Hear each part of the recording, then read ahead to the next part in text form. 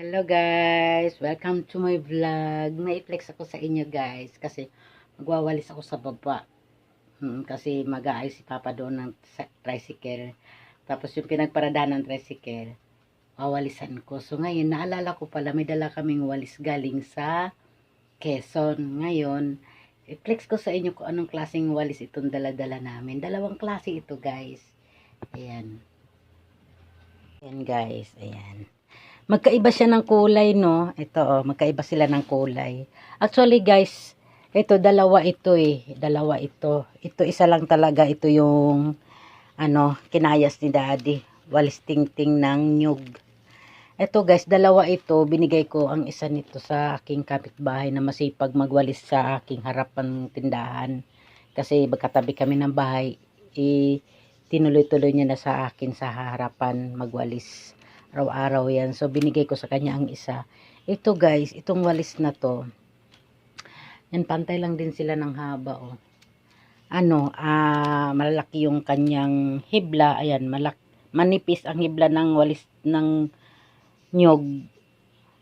At ito naman malaki. Ayan, malaki talaga siya guys. Oh, di ba? Ang laki ng diferensya, oh. Malaki siya. Malaki talagang hibla. Ito guys, matibay ito. Hindi siya basta-basta mapudpud.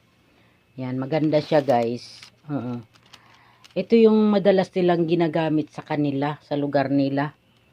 Sila lang, ewan ko lang yung iba, basta sa kanila, sa pinunta namin sa kanila, ito yung walis ang ginagamit nila, hindi ganito. Ito. So yun guys, yung niya guys, yung hibla niya guys, ay katumbas dun sa dalawang tingting, yan, at sa isa sa kanya. So, ganun talaga kalaki yung, niya, malaki yung hibla ng kanyang, tingting ng irok. So, maliliit pa nga daw to guys eh, sabi nung asawa nung kababata ko. May mahaba daw talaga nito, kasing haba ng isang dipa. Ito, mura pa yung nakuha niya eh, sabi niya. Pero mayroon daw talagang mga, guwang na, sinatawag na guwang na malalaki. Isang, ang haba, isang dipa. Yan ang sabi niya. Kaya sabi ko, ang ganda. Kaya excited na akong gamitin to guys, magwalis sa labas. Kasi, siyempre, gusto natin na tumatagal yung gamit natin sa paggamit sa pagwawalis. Kasi ito, ngayon, alam nyo na ang bilihan ng tingting natin ngayon. Kaya ito na lang ang nasa labas. Ito naman yung, sa loob. Yan. Tinanggalan ko na ng tali para ayan guys. Diba? Excited na tayo magwawalis sa labas.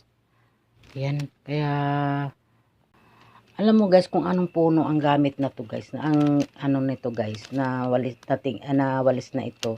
Ito yung tinatawag na irok. Irok na puno yan guys, irok. Kung kilala nyo yung puno na irok guys, yun ay magandang klaseng gamitin sa paligid, walisin, gamit ng walis. Ito guys, to irok guys eh, para siyang nyug.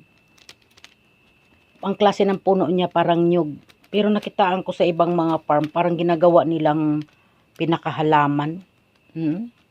Pero to guys eh, irok, para rin siyang nyug ang palwa niya, pero ang puno niya mababa lang, sobrang baba na yun nga tinatawag nilang irok. Ayan. Ipakita ko sa inyo ang puno ng irok. Ito guys. Ito ba yun Jen? Yung ginagamit kong walis? Ito yung puno na yon? Ito nga pala. Ayan guys. Ayan ang gagawin sa akin ng walis. Ayan. Ha? Oo. Ayan. Gagawan ako ng walis. Ayan po guys, yung puno ng irok guys. Ayan. So, yun, nakita nyo na. So, kung mayroon kayong punong ganyan guys, maganda pala yan gawing walis. So, yun, tungtuwa ako dahil, yan, makakadala ako ng ganyan. So, nakitaan ko na ganun pala ang puno ng irok. Yun. Yun, pinakita ko na sa inyo yung puno ng irok. Ganun po guys. Kaya ang ganda. Kasi, siya, matibay. Matibay siya. Matibay po talaga siya. Kaya sabi nung kaibigan ko, kababata ko, Actually guys, kababata ko yun, hindi ko siya pinsan. Pero, nung pagdating namin doon, pinakilala agad ako niya doon sa mga pamangkin niya na pinsan ako. So, doon ako na napagtanto na talagang turing niya sa akin pinsan kahit na hindi kami magpinsan. Okay lang yun kasi doon naman tayo nanggaling, isa lang naman ang pinanggalingan natin, isa lang ang dugo na lumate sa ating katawan. Yun. So, yun guys, oh. 'Di ba ang ganda? Oh. Yung asawa niya po ang kumayas nito. Asawa ang nagkayas nito. Kaya iba rin kay Bong na kinayas ito. Ito. Ito yung kay Daddy. Ito naman yung sa asawa niya. Dalawang ganito yung pinadala sa akin. Pero binigay ko yung isa sa kapitbahay ko. Siyempre, share your blessing. Kailangan natin yan. Kailangan natin na magbigay tayo ng mga blessing na kung ano man yung natatanggap natin sa buhay natin. Diba? Para ay lagi tayong masundan pa. O diba? So yun guys. Flex ko lang sa inyo. Matibay pala to guys. So, bihira lang nakakaalam na pwede pala tong gawing walis. Ganda talaga. Kaya sa susunod sa pagbalik namin doon, magdadala ulit ako. 'Di ba? Para mabigyan ko rin yung isang kapitbahay ko. Kasi nanghingi din siya pero sabi ko, dalawa lang 'to eh. Kasi yung isa sa tingting ko pambahay 'yon. Kasi maganda 'yon pangwalis pag may mga buhok-buhok yung ating tiles. Tapos ito naman ay sa labas. So 'yon, bago ko man lang 'to gamitin sa labas ay magandang talian ko muna. Tatalian natin. Tapos pag nagtali tayo guys, itatali natin dito sa pinaka puno dito. Lagyan natin yung dito sa gitna ng buhusan natin yung gitna para hindi siya magbago yung bukadkad ng pagkakatali niya ng buhangin. Yan. Ganun-ganun natin. Lagyan natin ng buhangin dito sa gitna para sumiksik talaga siya at di nagbabago yung pagkakatali ng ating walis. Ayan. Ganyan ang diskarte guys.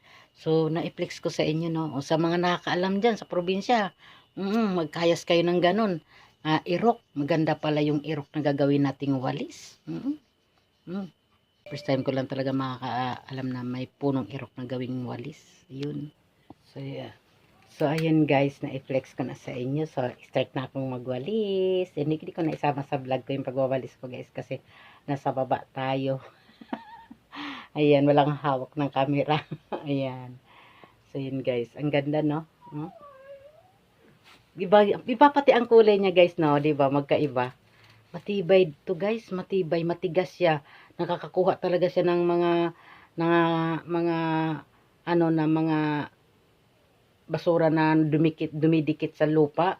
Tanggal talaga niya guys. So, kasi na-try ko nagwalis ako sa kanila doon Akala ko nga ting-ting lang yun. Kasi pero nagtaka ako bakit ang lalaki ng hibla. Tapos nung sabi ko, ang ganda naman tong walis ito. Sabi ko sa kaibigan ko na matali kong kaibigan na kababata. Sabi ko, ang ganda naman ito. Dikit yung dahon sa lupa pero natatanggal niya. Sabi niya, hindi yan ting-ting. Irok yan. Sabi niya ganun sa akin. Ay, ano ba yung irok? Yun in-explain nila sa akin. Tapos pinakita na nila sa akin kung anong klase yung na tinatawag na punong irok. Ayun guys, ito pala yun. Di ba ang lalaki ng hibla niya guys? Sipag din yung asawa niya. Talagang naghakot siya ng irok tapos mga tatlong lang yun, tatlong palwa lang ng irok yun, tatlo, apat. Tapos yun, nakagawa siya ng ganito, dalawang ganito, binigay ko sa kapitbahay ko yung isa para naman ay makaranas naman siya ng walis na irok. Hindi nga rin alam ng nila na may ganito rin irok daw. Diba? Kayo guys, baka may mga puno kayong irok dyan. Try nyo, magkayas kayo ng ganito, tapos gawin yung walis. Tibay ito. Ganda. Irok. Diba? Thank you for watching guys. Magwalis na ng irok.